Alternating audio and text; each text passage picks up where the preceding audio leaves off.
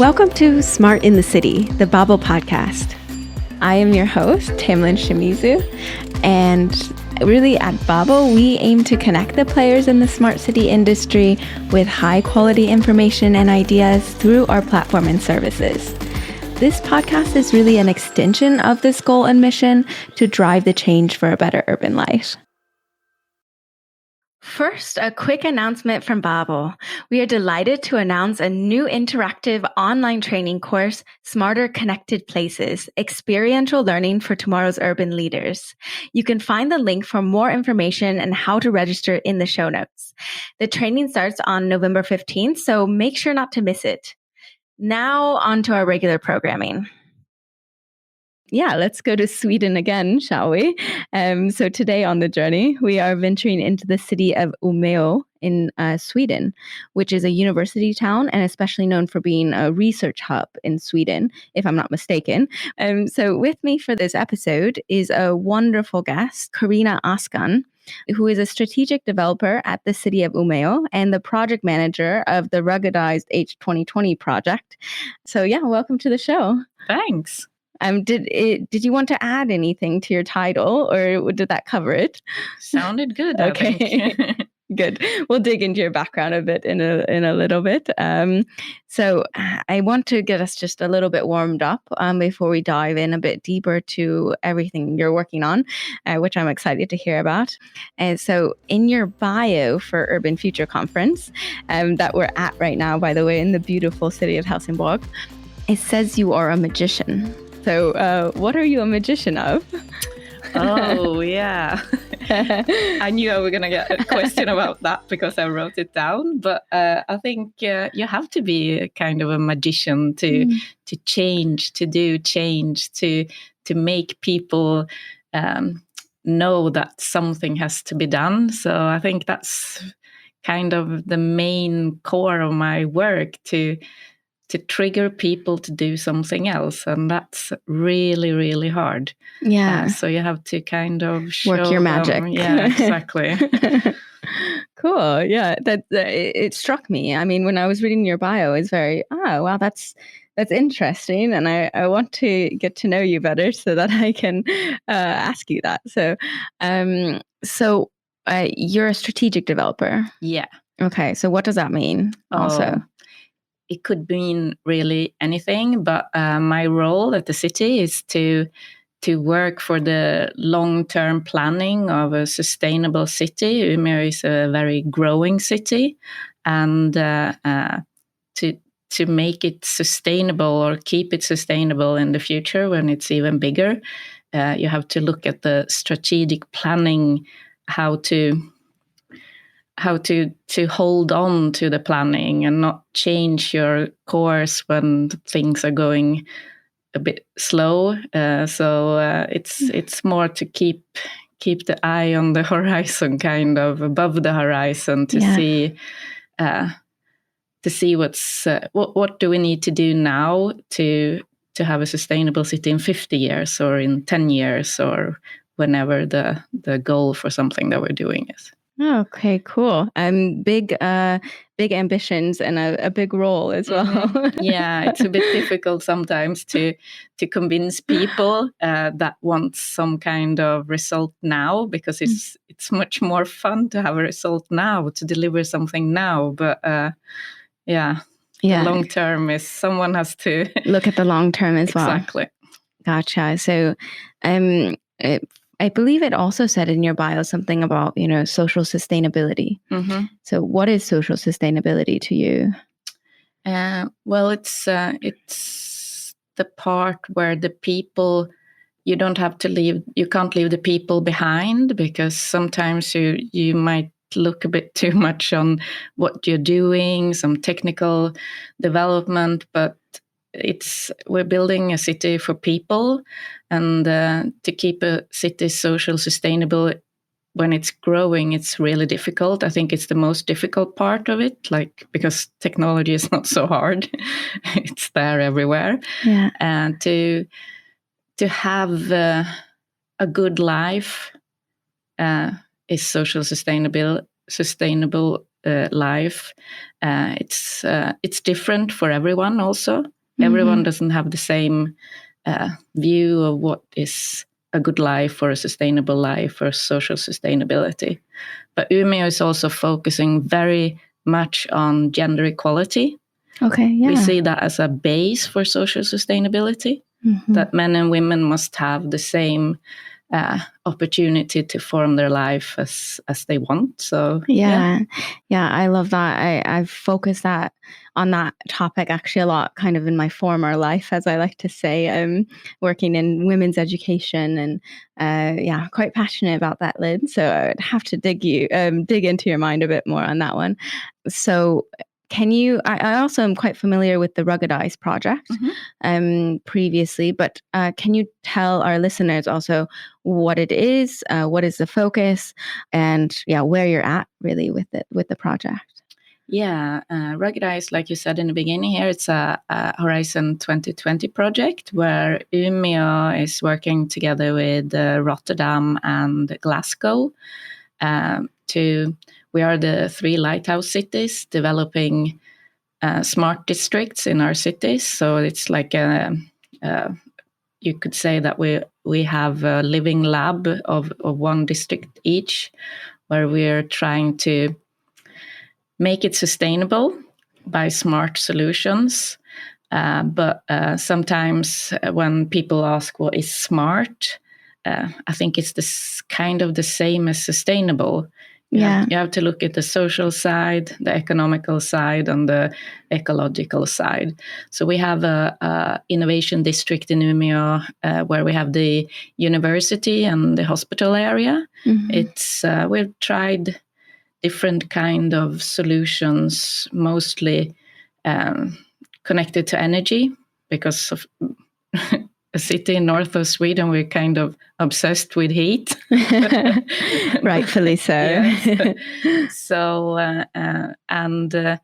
why it's not just a normal energy project, it's when we say it's smart. Smart is when everything is connected, both people and technology. Everything has to work together with each other. You can't just make one building smart and then the others are not. Or, So the main part of it, I would say, is the cooperation between the actors, the estate owners or the energy company or the parking company. It's so many things that have to fit together. Like I said, the technology is not the hard bit. It's the cooperation with the actors, because it's people. And sometimes new people come in and they might have a different view of something. And at the moment we've been doing this actually for 6 years. It was a long project because of the COVID period. It got extended. It got extended. We didn't have problems with it because we didn't have a shutdown in Sweden like other countries in Europe, but we had to wait for Glasgow and Rotterdam because they couldn't do anything during this time. So we're in the end of it. We have several super smart solutions that we've tested and also upscaled to other parts. And we're using these smart solutions when we're building new areas in Umeå, housing areas. And we also, I think the cooperation that we built up during these years is something that will not disappear. It's really good, and it's really valuable for the city when it's growing, because we need these actors in every part. Yeah, how do you ensure that it does stay? So, a lot of the time you have these projects, right? And then maybe the funding runs out, right? Or the project ends. Yeah. And so what is happening after that? Yeah, when it comes to the cooperation, it's that we keep having meetings together with the actors to discuss what is next, because everyone has seen during the project that what you can do of course, we have money from external funding, but also it's built in every solution that it has to be worth it. It has to be, if we just do it and then we don't use it in other places, it's not worth it. So, I mean, if you have a solution that's too expensive to implement, even if you save lots of energy, you will not do it again. So we always try to do cheap ones that can be paid back somehow. Otherwise, they're not successful. And I think we also, it's so important to keep meeting with the actors and talk about what their needs are and what they want to do next. And this area is really good also because, or Umeå in general is quite good because it's the population is quite young. So they're open to new solutions and interested in smart solutions or technology. So it's quite easy to get people engaged in these kind of projects. So this is also something that makes it go on somehow, because people get involved and want to contribute and want to see it continue, right? Yeah, that plays a huge role. So what advice would you have to getting people on board and getting people to stay? Well, communicate every day, all the time. To listen to people. What are their needs? Because everyone is not interested, but everyone doesn't have to be interested. But you have to find those areas where people are interested, because everyone is interested in something. You might not be interested in the technology, but you are interested in to have like a good climate inside your home. Or if you are interested in technology, you might think it's really cool to have smart sensors that tells you if you forgot to close your fridge or something like that. So it's different from different people. So just find that little thing. It's really time consuming to communicate or meet people like that, but it's definitely worth it. Yeah, it's always worth it in the end to over communicate, right? So would you say Ruggedised is your favorite project, or would you have another one that you like to speak about? Or do you not like to pick favorites? I don't pick favorites.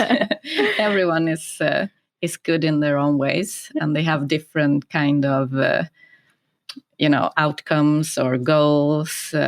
I'm not that interested in technology. So, and Ruggedised it's a lot of technology in it. Okay, it's a technology project. Yeah, but like I said, there's so many other things that are interesting in it. It's the, like I said, that it's not just technology that has to be connected. It's people, and that's my interest really.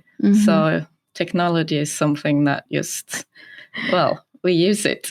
Yeah, and I think I read that also with you. So I wanted to ask you, so when's the right time to use super cool technical innovations, and when is the wrong time?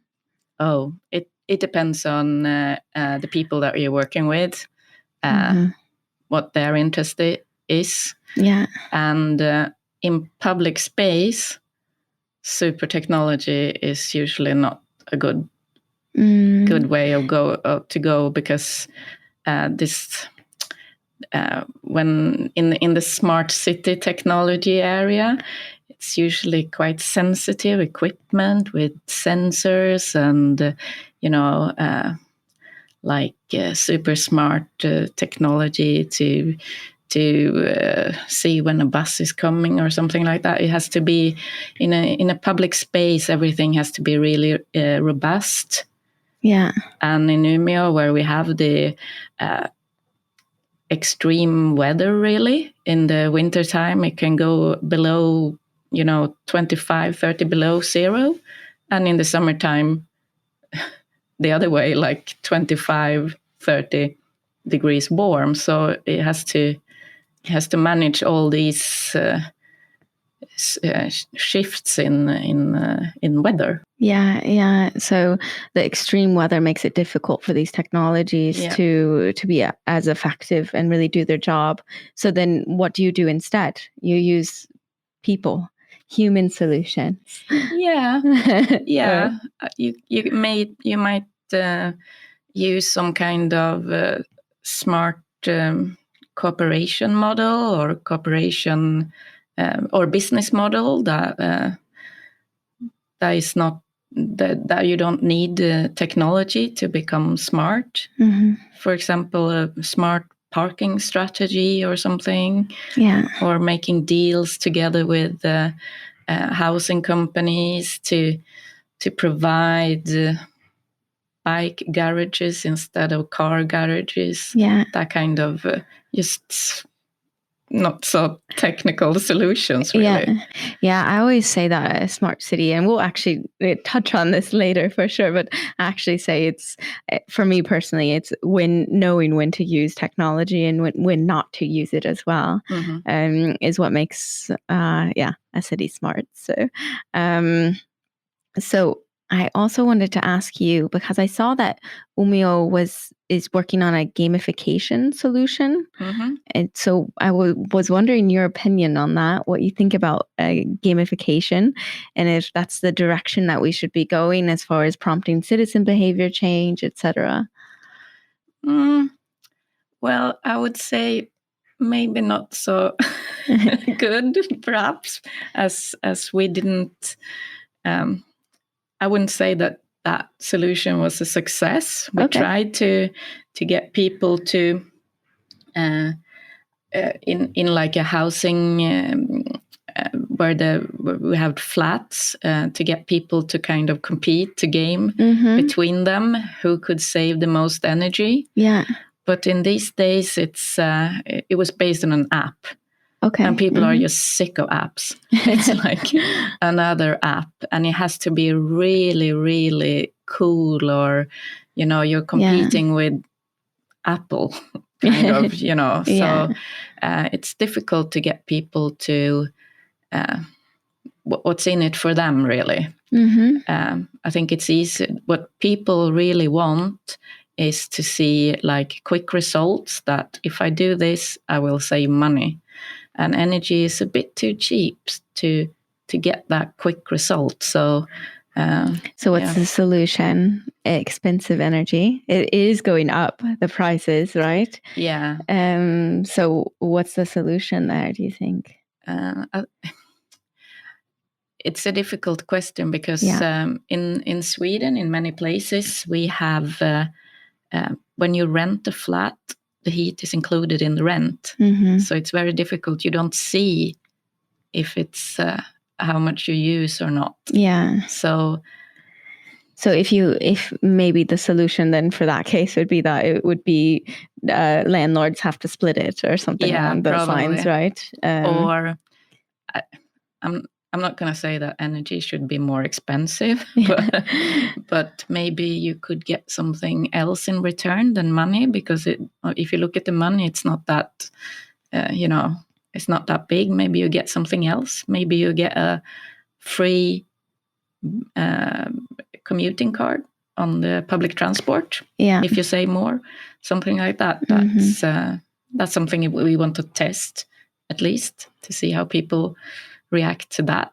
Yeah, has that been done before? I don't know. We haven't found an example of it.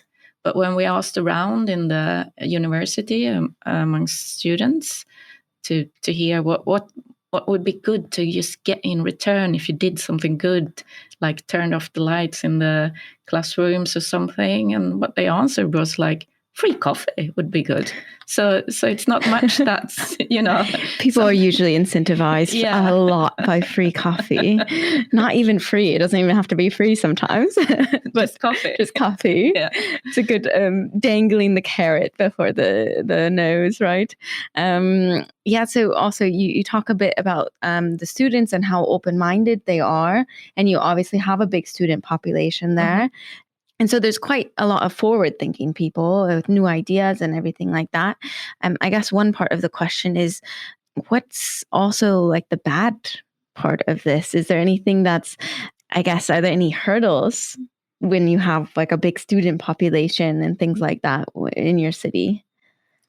I would say the hard thing about that is that students, they move all the time. Yeah. Mm-hmm. So it's difficult to have like a long-term relationships with your population when they leave after a few years. I mean, obviously we have a goal to get as many as possible to stay in Umeå. Yeah. That's so providing jobs. And yeah, exactly. Good flats. And but otherwise it's also, I mean, because we always get new people coming in, young people, we always get new ideas also. And international students come with different views, and they see something that we might think is, you know, we just do it because we've done it forever. They might see it a different way, like, why do you do that? They ask questions. And so I think it's mostly positive to have this kind of, you know, young, progressive population. Yeah. Also, they put a lot of pressure on us as a city. They put pressure on the politicians. Yeah. And they make them braver so they can, you know, take hard decisions, maybe. Yeah. Because that's what we need. Yeah. And do you collaborate with the university as a city a lot? Yeah. That's our closest partner. They're also a partner in the Ruggedised project. So, yeah. They're a partner in everything we do, I think. Good. Yeah, wonderful. And I will also give you the time now, if you'd like it, the floor, so to say. If you want to speak about anything that you find is particularly interesting, very important for people to know, you don't have to take the floor, but I give it to you if you want to, talk about something you're passionate about or something that's really impactful. I think when it comes to becoming a climate neutral city, we work a lot on the energy part of the buildings and everything. But really, if you look at the CO2 emissions that a city has, the buildings are almost nothing compared to the transports. So this is something that I am super passionate about, really, that how do we do this change? How can we make it happen? It's so difficult, and it's also based on people's behavior, and that is so difficult to. You can't, as a city, you can't make decisions for your citizens saying that you're not allowed to use your car, and but of course we can plan our city in a way that it makes it easier to take a bike. We have, when we have a student population, it's also a bike city, of course. A lot of people bike in Umeå, but it's still 50% of all the travels to and for work and stuff in the city are made by car.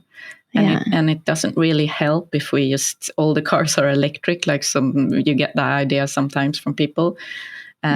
Because they take so much space in a city. So we have to plan the city a bit tighter. Yeah. So that people live close to everything and have a good distance. I mean, it's easy for us in Sweden. We have quite small cities, but around the world there are cities that are, I mean, you take hours from one side to another. It's difficult. So, but this is, it's something that we think about a lot, and we try to find solutions to, but it's really, really difficult. So, yeah. Thanks for sharing. And I think there's a lot of cities. I mean, I've talked to cities all over, and they echo, of course, a lot of similar challenges.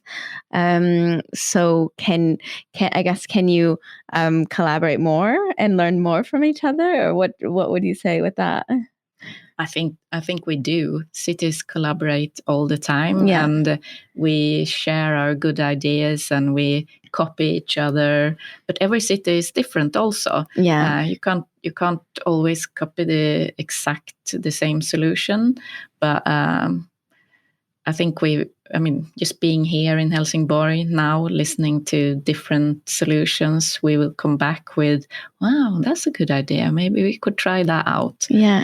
But it's always also when we work on these new solutions, like if it's a smart city solution or whatever, it costs money. And as a city, we are kind of playing around with the taxpayers' money. Yeah. So we also have to think about that. Is that allowed? But on the other hand, sometimes I think also, can we afford not to play around with it and try new solutions? Probably not. But it's a combination of this. We have to be innovative, but we can't just, we have schools, we have social services. These are things that also have to work in a city, and they are the main kind of tasks for a city to provide the citizens with this. Yeah, absolutely. And so with that, I will go into a little segment, and it's a segment we like to call Trial and Error. Trial and Error. What went wrong? What mistakes were made along the way? And more importantly, what lessons were learned? I think we touched on it a bit, but maybe you can share a bit more about really a lesson learned. What went wrong? Lots, right? Always goes wrong, but I think if it didn't go wrong, we didn't try enough. Yeah, perhaps. But we had like one example that we did was we have electrical buses in Umeå, and one problem that we had with them was that when in the boarding procedure, when people get on and off, we have to open the doors and people get on and off. And in the wintertime, when it's really cold, you lose the heat from the bus. And that then you have to heat the bus up, and you take battery power, so the range go down. So we wanted to try to make a bus stop to solve this, kind of a bus stop that people go into the bus stop, and it's kind of a closed place, and it's a bit heated, and the bus docks onto this bus stop. Oh, wow. So you go in and out. But then when we started talking to people about this, this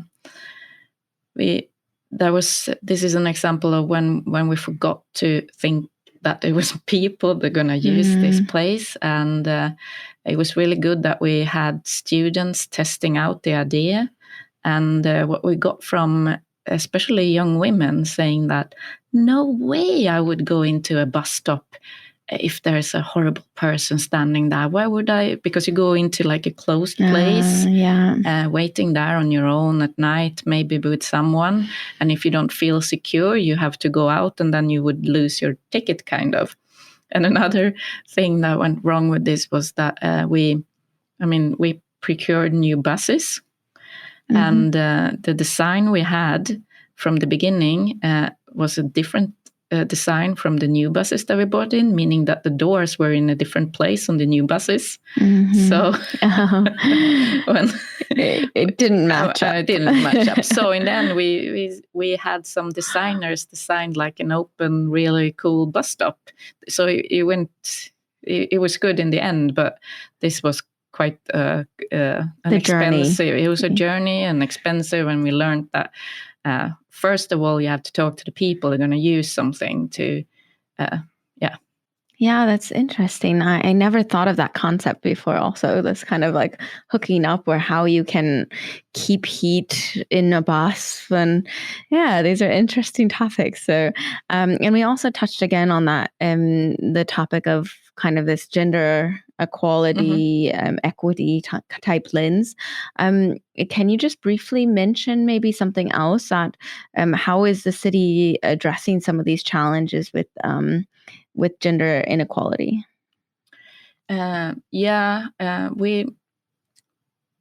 This was one example, the bus stop.